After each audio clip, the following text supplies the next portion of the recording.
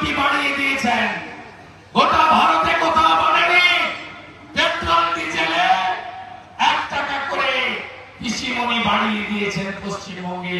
বুঝো ঠেলা। আর হকার উচ্ছেদ নয়, হিন্দু উচ্ছেদ হচ্ছে।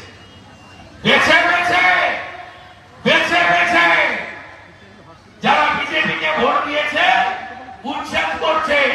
এরপরে শাহজাহানদের দিয়ে রোহিঙ্গাদের ঢোকাবে, রোহিঙ্গাদের বসাবে, ডেমোক্রেসি চেঞ্জ হবে। তাই তো ববি একদিন বলছে